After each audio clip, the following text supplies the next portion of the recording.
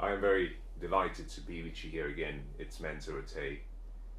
In the next few minutes, I would like to share with you a very practical way in which you can start to create for yourself the financial future that you want.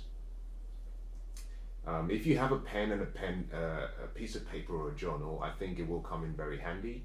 But even if you don't have one, you can just listen to what I share with you, and later on you can perhaps go back and spend some time and go through some of the exercises I will be sharing with you. Let's start by defining what money is, and then once we define money, we'll define time, and then together we can combine both, and we can identify what your financial dreams and goals should be. Interestingly, a lot of us will spend more than half of our lives working for money. And I find it really puzzling, but also very interesting that the one thing that we spend a good portion of our life working for is the one thing that we haven't studied well enough. Financial education in the universities, but also in the colleges and preschools, are slightly outdated, in my opinion. I think the knowledge that existed so many years ago, even before I was born, is still the same amount and quantity and quality of knowledge being shared right now. And I think so much has changed in the last 30, 40 years that it's become really important for financial education to be revamped, updated, to make sure that the people, including you and I, have the right information to be able to solve our financial problems. Now, money is simply an idea. If you're an adult, if you have a job, you get paid a salary. You get paid a salary or a wage for a service you're providing. It simply follows the principle of the law of compensation, which really deals with your compensation being in proportion to the value of the services you provide or the problems you solve, the quality in which you provide that value, right? I.e., what I mean by that is how good you are, but also how difficult it will be to replace you. That is really the law of compensation. So every one of us who is working receives a compensation in proportion to the value that we create for the organization or for the company. Interestingly, every company sets your value. And that is the reason why I personally think that the pathway to financial freedom is not through having a job. What does job really stand for? It means just over broke. And the reason I say that is simply because if you have a job, then someone else will set your value. Someone else will set what they believe you are worth to them. On the other hand, if you create jobs and if you have money working for you as opposed to you working for money, then you work for profits and not a salary or a wage. And if you work for profits, there is no limit to how much you can earn except the limit which you have in your imagination, which is really the limit you set for yourself. But let's assume that you have a job, and in that current job you have, you perhaps earn £50,000 every year. We use that as a basis for working out what your financial goals should be. If you earn £50,000 a year, the first thing you must do is quantify what that represents in time. Now, time is the first raw material or ingredient for success. Everything we have and everything we own, everything in your life has a common denominator in it, and that is time. It's the first currency we get when we're born. It's given to us freely. Every 24 hours we receive a fresh set of time for a new day. Everyone gets it equally. So it's the one part and place in life where there is equality amongst everyone. It's also a very common gift. No one has a different variety of time than the other. So how you use your time decides who you become. in addition to that, what you invest your time in identifies what you have a level of interest in or passion for, but also identifies what you consider to be valuable to you. So if you earn £50,000 every year, you must not be blinded by the amount, because it's not the amount that counts. You must convert that amount into a time value. Now, to make it very simple, to make it easy to understand, I would assume that we have 52 weeks in a year, which is a true assumption. 52 weeks every year. Let's assume that. Now, out of the 52 weeks you have in a year, we will assume, for simplicity, that you have 50 working weeks every year, and the remaining time you use for vacation. Now, 50 makes it simple. We'll also assume that there are 40 weeks, 40 hours in 1 week. So 40 hours per week against 50 working weeks gives you 2,000 hours. So every year you have to work for 2,000 hours. Now, I'm going to use a slate as I explain this to you, because I intend to make this as practical as I can. So I'm going to write down 50,000, which is your income. And this is what I have. You have an income of 50,000. Now, this is an annual income. We've also identified that there are 2,000 hours that you have to work for in exchange for that 50,000 every year. So, in principle, what you have to get to what you earn per hour, you simply have to divide your income by the number of hours you have to work. This is quite easy. This simply means that you're worth 25, I'll use the currency of the pound, per hour. Very easy. That is what you earn every hour. Now, if you earn £25 every hour, then it means that to the company, that your value, the value you create, or the value perceived, is £25 an hour. To increase what you earn, you have to create more value. That's the first thing you must remember. Number two, you must solve more problems. But you must be very specific about the problems you solve. There is nothing so bad as doing something that need not be done at all. You have to be, think about this, you have to be effective, not just efficient. You know, efficiency deals with doing things the right way. Effectiveness deals with doing right things. Two different things. You know, you can spend 4 hours working on an activity that was not necessary. So on that basis, we would say that what you've been doing is that you've been active but not very productive. So every business, every company is looking for you to add value where it matters the most. So when you solve problems for a business or for your company, you must be strategic in where you channel your resources and where you channel your time, your focus, and your energy. To increase your financial goals, you have to start with a dream. This simply starts with you deciding what you want. So we've identified that you earn £25 for every hour, or you earn £50,000 annually.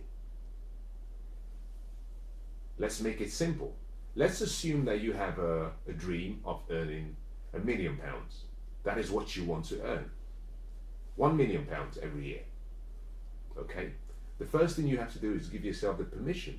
You know, a lot of people stop themselves from becoming the best that they can be because they focus too much on the how. When you're selecting a goal, when you're dreaming, when you're allowing your imagination to create, the how is not of concern at the conceptual stage.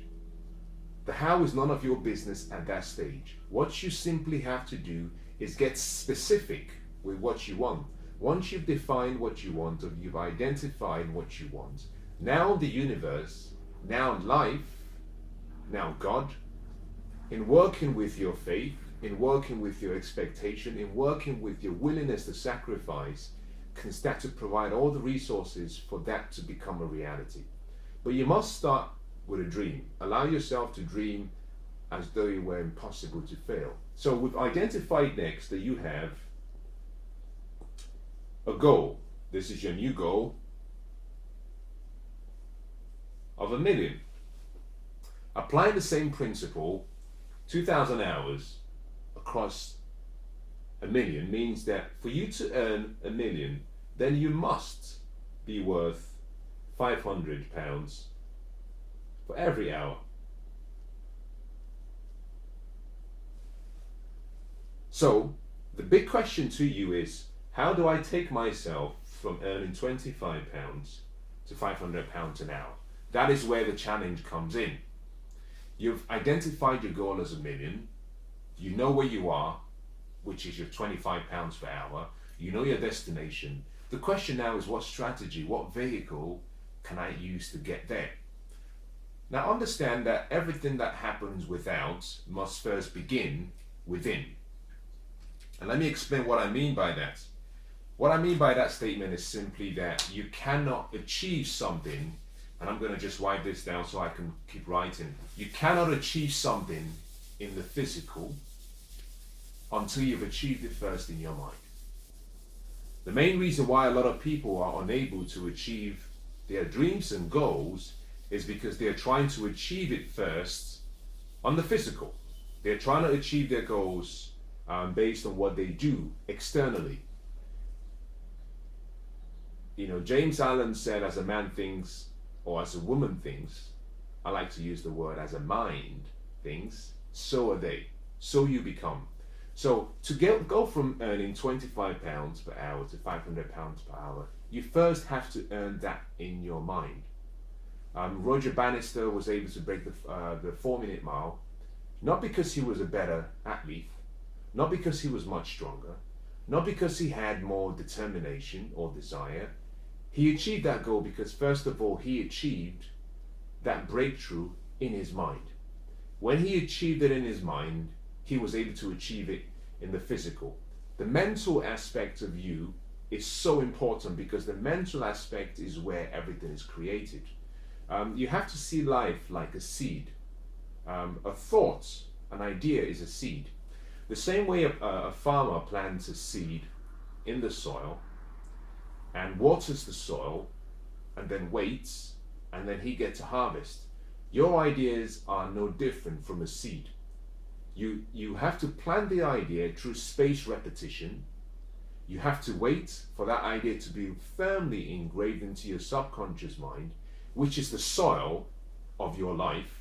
Once that seed is planted in the subconscious mind, you must water that seed with expectation and faith, which is what the farmer would do by pouring some water or by putting some fertilizer on the soil. You must water your seed with expectation. With time, your seed will start to bear fruit, like any seed would do in the physical. So the first thing you must do is achieve that £500 per hour in your mind. You must first start to see it. You must see it and believe it. And you do this simply by going through a process of what I call visualization. You do this through a process of what I call daydreaming. This is important because when you visualize and you daydream, it's the one time where you come as close as you can to supreme intelligence, to infinite wisdom and intelligence, because you're automatically putting yourself in a state where you're starting to create in your mind what you want, although it hasn't been made manifest in the physical form. So you create it in your mind first.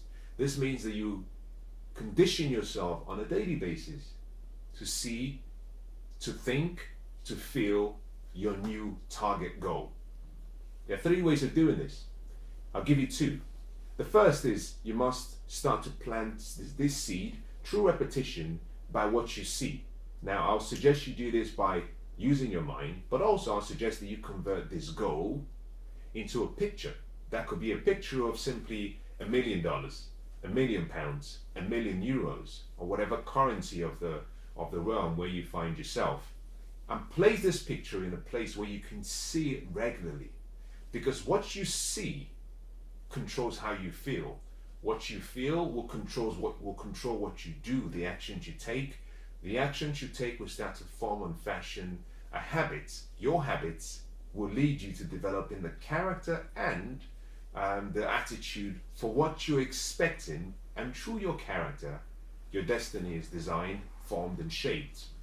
And it all begins with what you see.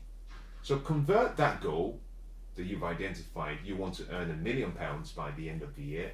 Convert that into pictures and have these pictures in places where you can see it regularly, because inspiration comes when you see your dreams in front of you. Your dreams in pictures create a level of focus and inspiration. Interestingly, the subconscious mind and the conscious mind sometimes are at conflicts.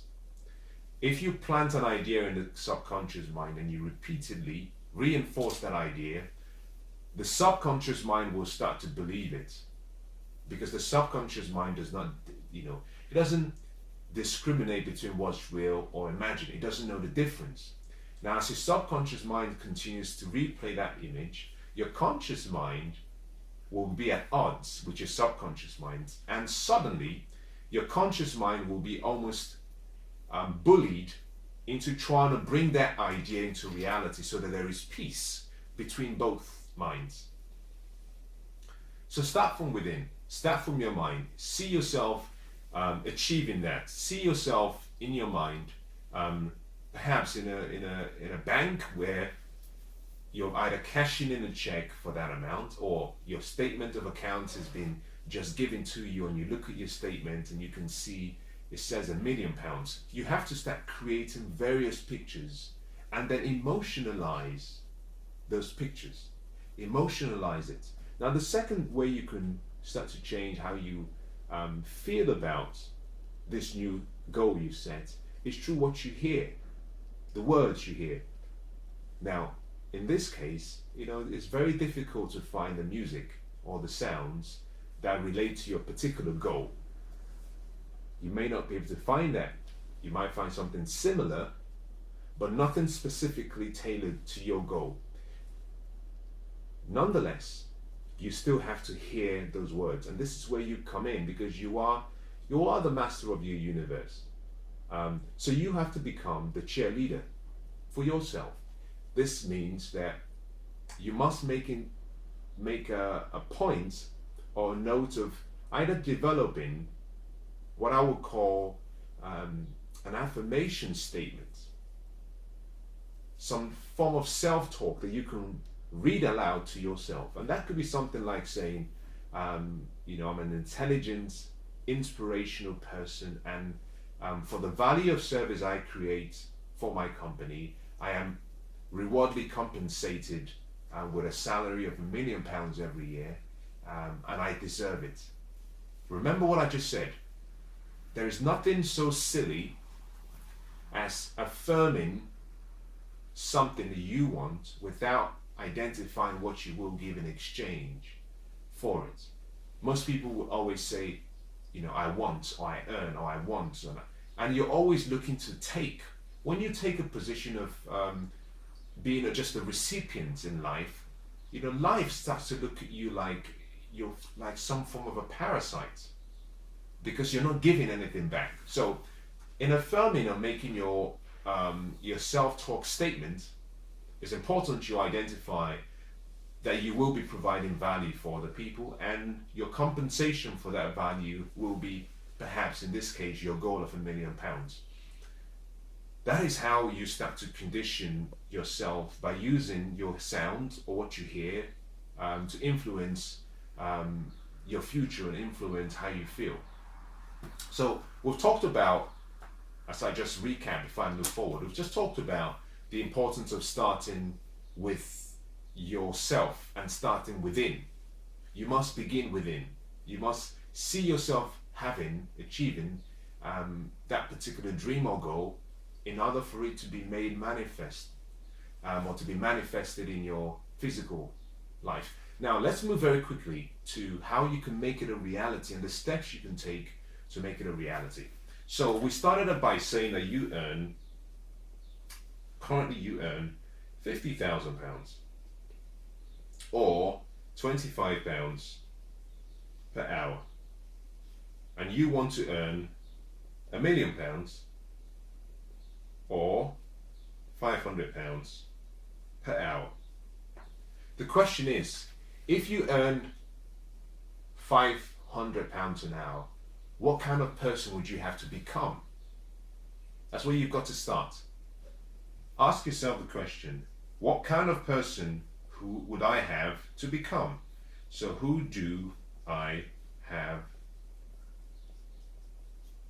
to be? Who you are produces what you have. There's a principle called the be, the do, and the have. So simply says, to have more, you have to do more. You must provide more value. To have more, to have your 1 million, you must, this is not a you may, you must have to do more, which means you have to provide more value. But to provide more value is a function of your character. And your character, who you are, is really a function of time. How? Because how you invest your time decides who you become. The difference between the poor person and the rich person is very simple. Wealthy people have a very, very high value of time. Whenever we talk about time, it's a very emotional subject. It's a very emotional subject, and we have to find someone who is not really emotionally connected to that subject of time. Whenever we think about time, we always remember things that we've done, or places we've been, or people we've shared an experience with. And as a result of that, we tend to see time as just the passing of the clock, or something that is used to define an experience. But not so. With the wealthy, time is seen as this inexpendable raw material that can never be bought, that can never be stopped, that can never be multiplied in the conventional sense, and therefore they use every passing moment very carefully. You know, if I sat down with you for a few hours and I observed how you used your time, I can very easily predict your future. Because what you do with your time is like a crystal ball to who you will become. How you use your time decides who you become. So the first thing you have to do with yourself is start by saying, okay, who do I have to be? Because to get to that level of salary you want, you have to change. And until you're ready to change, nothing changes in your life. So if you're earning £25 an hour now and you want to earn £500 per hour, the first question you ask is, who earns a similar amount of money? I learned something, and I'll write this down for you, but I learned a principle of life. So simple, so profound. And I'll write this down, and then I'll show it to you. One of the first things you must do if you want to start to change your life, whatever goal you have, whatever ambition you have, one of the first things you must do before you begin your journey is simply find out how things work. Whatever you're trying to do, start by finding out how it works already. We've had 7,000 years of recorded history so far. So to start off assuming that you will become a pioneer, it's not only a ludicrous idea, it also shows a level of, I use this word very carefully, but I will explain the reason why I chose the word. It shows a level of stupidity. Now let me qualify that so I don't lose a lot of you, because I'm sure I will. Ignorance is when you do not know something. And we are all ignorant in one area of life. I am ignorant about a lot of things. I do not know a lot about electronics. I do not know a lot about cars. I do not know a lot about medical sciences and neurosurgery. I do not know a lot about accounting and law because I haven't been trained in any of those. Now, there are a few areas of life that I have an understanding about, and in those areas I'm not ignorant. But in many areas of life, I am ignorant. The reason being that I don't know something or a lot about that particular area. We're all ignorant. We're born ignorant. It's not a bad thing to be ignorant. It's only a bad thing to discover that you're ignorant in a particular area and choose to remain there, which is where stupidity comes in. Stupid means that you have intentionally rejected the knowledge. You understand where you are, but you've decided not to embrace education or learning.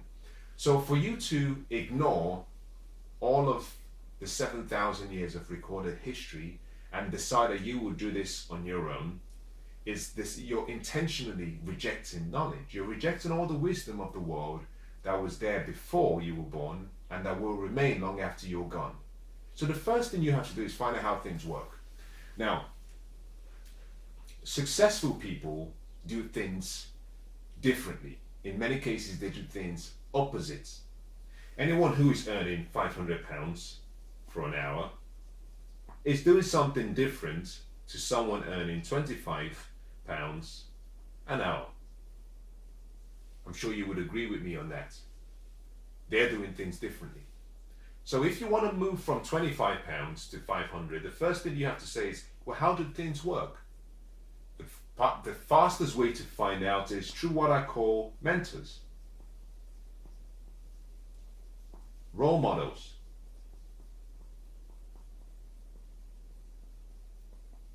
And other successful people.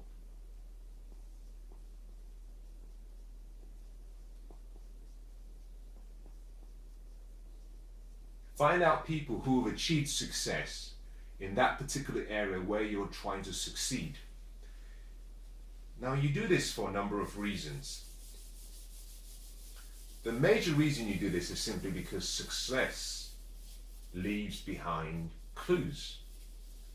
Success leaves behind clues. Those who have achieved what you aspire to achieve can provide a shortcut. They can be a shortcut to you achieving your dreams and goals. Why do I share that with you? Why do I say that? Well, I say that simply because when someone has achieved something that you're aspiring to achieve, then they know something that you do not know.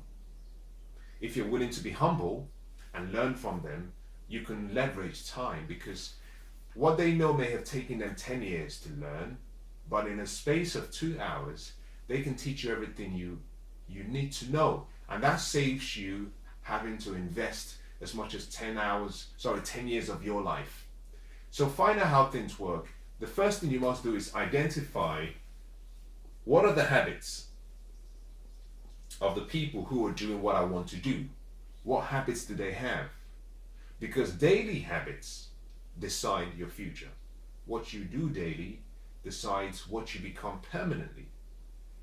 The difference between the poor and the wealthy, the difference between the rich and the destitute, is simply hidden in what they do daily. Habits create success. Your habits is literally like a crystal ball that identifies who you will be tomorrow. Because what you do daily decides who you become permanently. So find out what the habits are of those who are successful, who have achieved what you're trying to achieve. And then this takes you to the next step. The first one, we said it was find out how things work. The second one, I'm going to call that modeling. Now forgive me, I think I put down one. Modeling. And by modeling, I'm referring to 3 parts. 1, you must model beliefs. You must model habits, actions, behavior. Now, these beliefs also could be philosophies, habits, actions, what you do, or lifestyle, and then behavior, which is character. These are the three key parts of what you must model. Now, what does modeling mean? The best way to describe modeling is to use a word in science called replicability. It's very similar to the word duplicability, but it differs in some way. Replicability means that you're able to replicate the success or replicate what someone has done. Replicability means that you follow a certain pattern of sequence or order based on a predetermined instruction, and by applying the same principle, by following the right strategies and the right steps, you achieve the same results. You replicate what they've achieved, but you replicate it using the ingredients of your life. So replicability is one of the most important things that you must understand. Success, like I said, leaves behind clues, and the clues they leave behind, if studied, if applied, you get the same results. And so by identifying, number one, their beliefs. Why is belief important? Now, this goes back to what I started off with. You must begin from within before it comes without. The battle, the struggle of life begins in your mind. Wealth, happiness, joy, success, prosperity, good health has to begin within before it can become without. When you become ill, you begin within and then it's without. You know, sometimes you might have a fever. The fever is not the problem. The fever is a symptom that there is a problem. It all originates within. So you must start by modeling their beliefs. Now, their beliefs and philosophies means that they have a pattern of thinking. There's a difference between a belief and a philosophy. Let me qualify that for you so you understand. A belief is simply habitualized thoughts. They're thoughts that you have reaffirmed and reaffirmed and reaffirmed and reaffirmed up until the point where you now say, I believe this is true. I believe this is true. As soon as you associate a level of expectation or certainty towards that thought, and you repeat that thought, it becomes a belief. Very simple. A philosophy, on the other hand, deals with how you think. Philosophy comes from the two words phileo and sophy, which deals with a love of a thinking process, which that you're in love with how you think. So your philosophy is like a channel where you process information. Your belief, on the other hand, is like the foundation upon which your decisions and actions are based. Wealthy people think differently. So if you want to earn £1 million or £500 per hour, you have to start thinking differently. Your philosophies have to change. And that you do very simply through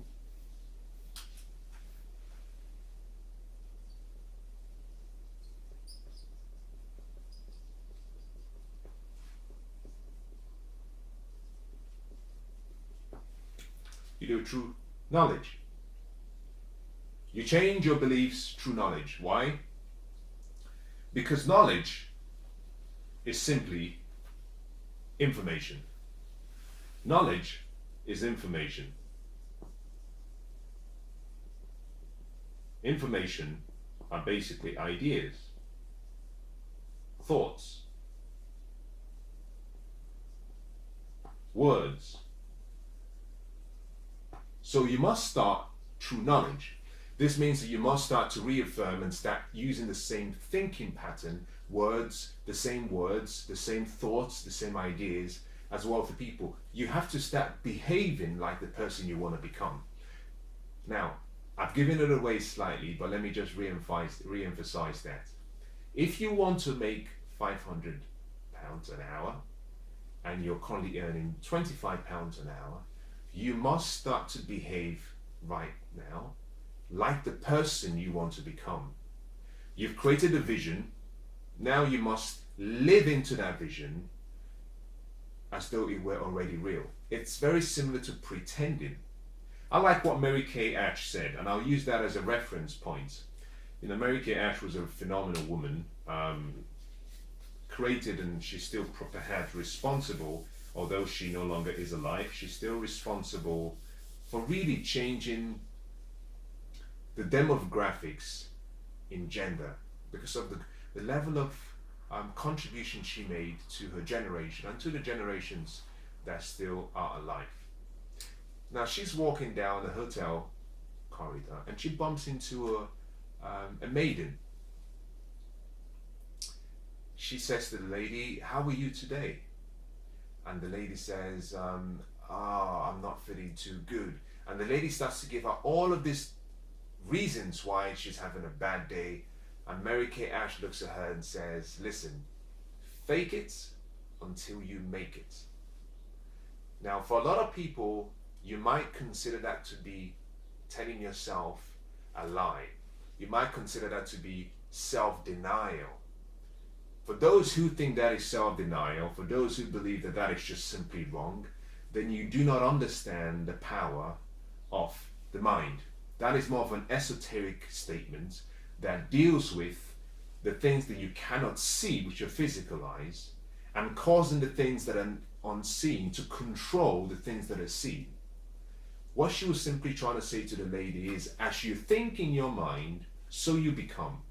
So the fake it till you make it was simply change the mind, act like you have in your mind, and your body will follow your mind. You don't wait to feel happy to sing. You can sing and then start to feel happy. It's always a choice. The same thing has to happen to you. You have to start to act like the person you want to become. I love Arnold Schwarzenegger's story. As a young boy, he was in Austria, and he had come across a bodybuilding magazine. And in the bodybuilding magazine was, at the time, Mr. Olympia, really well sculptured, beautiful body. And Arnold fell in love with the art of bodybuilding. He said, "I want to do that." The problem he had was that he was in Austria. He had to be in the United States. He created a dream.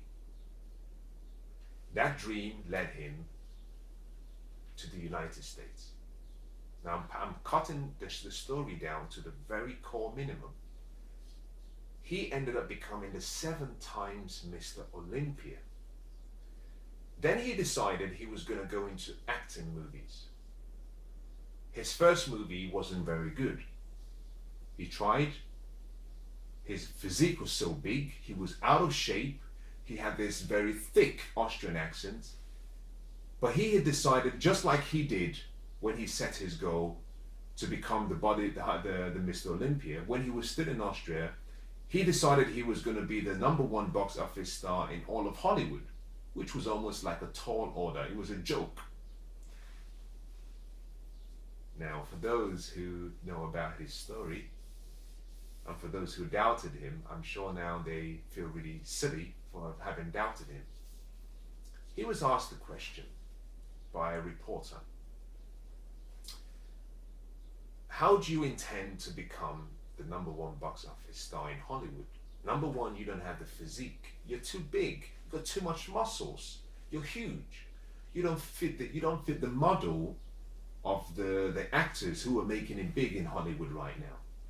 You have an accent that most people can't even understand, and you're expecting to be the #1 star in America.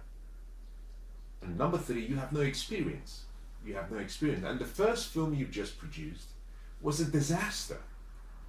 Now, how can you say you were going to become the #1 box office star in all of Hollywood? Now listen to this very carefully, because hidden in his response was one of the best pathways that anybody choosing to become who they want to be can adopt. This is a process of, I'm teaching you about modeling. So everything I'm sharing with you is about modeling.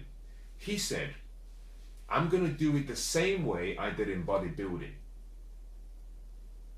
The reporter said to him, what do you mean? He said, I'm going to create a vision of who I want to become.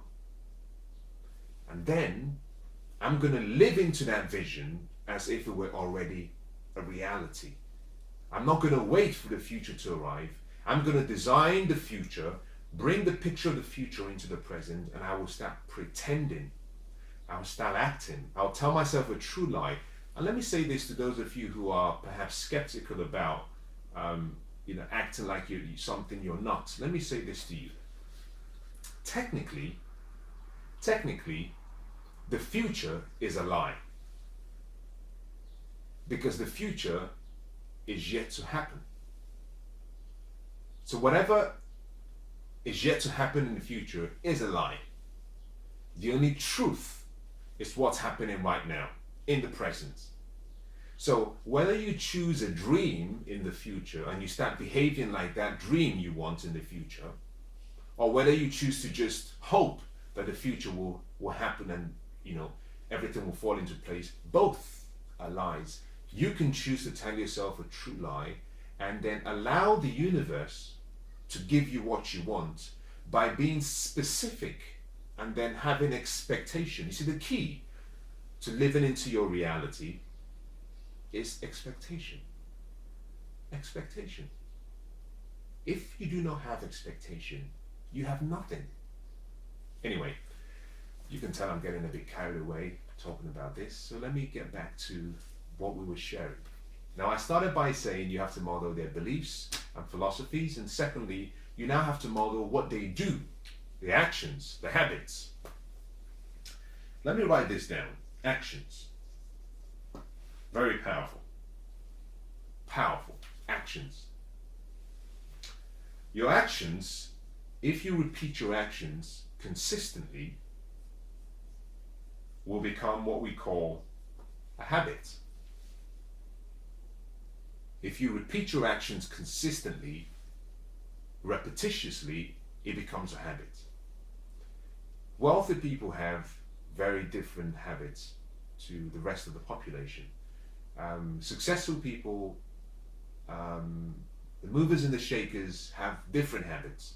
So to achieve and earn £500 an hour, there are specific habits you must have. There are things you have to start doing. Let me make it practical for you. There are two ways of developing that habit. One is called the offensive, and the second is called the defense. And this is quite simple. Don't get too hung up with what I'm writing down. Offense and defense. What do I mean by that? Let's make it practical. Let me give you a good example using myself as a reference point. When I set myself a goal that I wanted to be earning £1 million or £1,500,000 every year, I went through the same process. I said, okay, to earn £1 million, I have to earn £500 an hour. But to earn £1.5 million, I have to earn £750 an hour. And then to earn £2 million, I have to earn £1,000 an hour. In plain defense, what I said to myself was this: everything that I do for every hour has to be something where I extract something of value worth £1,000, or something that I give or create value worth £1,000. So in the defensive part of things, for example, if I read a book, when I was reading a book, because I had mentally programmed my mind into thinking that my value was now £1,000 an hour, if I read a book, I was looking to extract from that book something worth £1,000. That's defense. This simply means that you start to very carefully choose how you allocate your time. This meant I became very, very militant about who I spent my time with. I wouldn't go sit down in a coffee shop or in a cafe for 3 hours and do nothing. because suddenly I had moved the value of my time had increased. So if I sat down with someone for 3 hours, at the end of the 3 hours, my question was, I just spent £3,000. What's the value? What has been the return for that time invested? It had to be purposeful, it had to be meaningful. Now understand that we're dealing with 40 working hours. So during your downtime, it's okay for you to, take a step back and be more relaxed. But we're talking about productive hours of the day. What is the value of your time? So I started becoming very careful about what I spent my time doing. Now I stopped myself from doing anything, or rather I tried to discipline myself not to do anything that was less than the value of my new time. So if something was worth £100, I wouldn't do it. I took it as far as my personal life, so I decided I was going to delegate everything by using the power of leverage. This meant that all of my chores and my admin tasks, I had to delegate. The things that I used to love to do, wash a car, I used to love, put some music on and perhaps, you clean your car, put some music on, clean the house, do your cooking, do your laundry. I realized that those particular chores were worth to someone else. I could get someone to do it for £10 an hour, which meant I can then spend that time saved finding a way of increasing my value up to £1,000. So compare the both of them. £10 an hour, you're doing a task worth £10, or you're doing a task worth £1,000. And that is the difference between success and failure. Successful people use their time well. They're always asking, how can I increase my value? When you're playing defense, that's what you do. You stop yourself, you restrict yourself, you limit yourself from spending your time on anything that is of a lesser value than the new perceived target you have for yourself. Now, offensive is where you now have to go out and start intentionally doing things that increase your value. So one of the things you will do for yourself in your case is go back and say, well, who's achieved what I'm trying to achieve? What were their habits? What did they do? Michael Jordan is regarded as one of the greatest basketball players of all times, and in the same category as some of the other great players. But a lot of these great players always used to wake up very early in the morning, and they would shoot free throws. They wake up early in the morning and they'll practice for about an hour and a half before anyone else was awake. And then they would go to the practice, they would train with the team, and then after the practice session, they would stay back and they would learn and practice again for another 1 hour.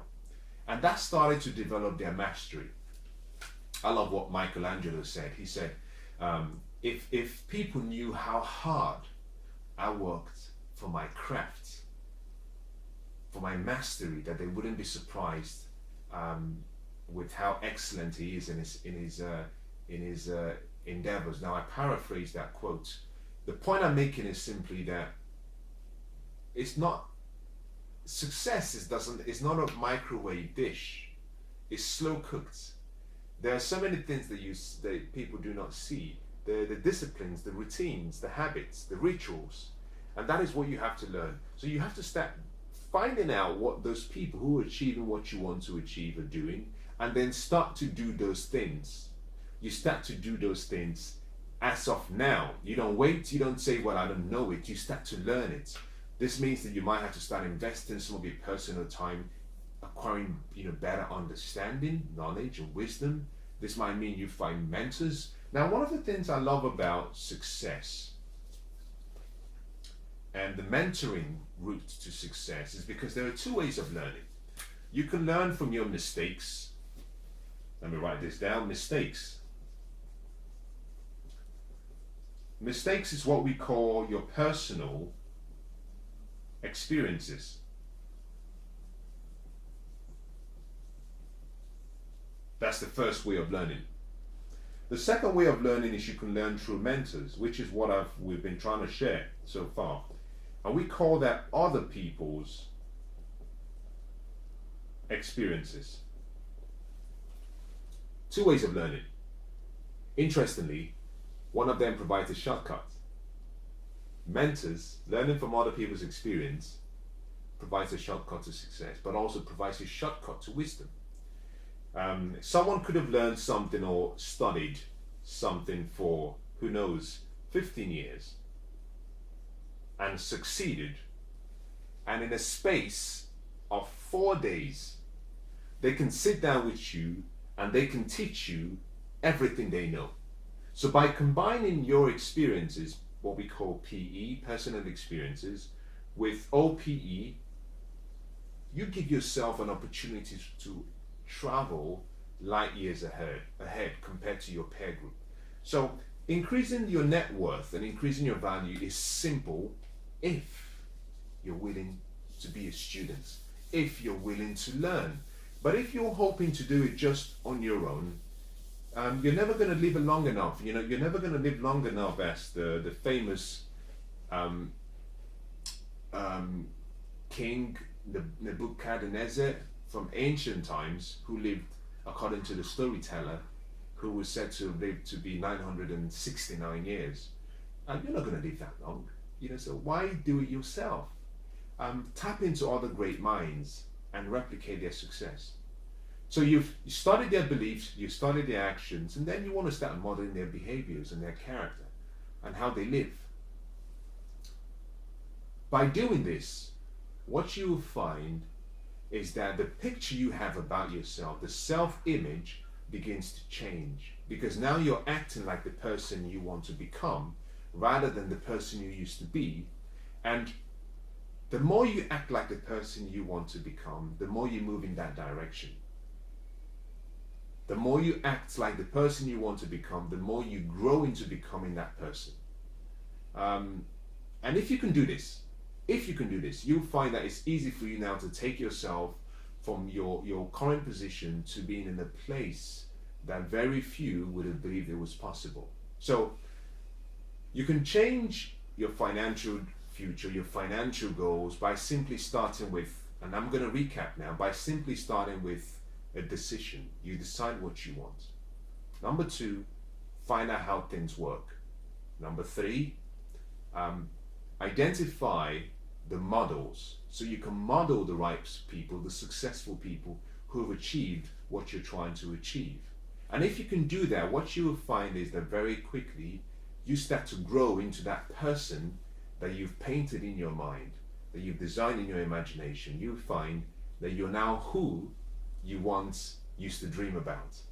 If you can apply these principles, then you'll meet with yourself and you'll find success in unconventional ways and at the time when you least expect it. And I wish you the best of luck.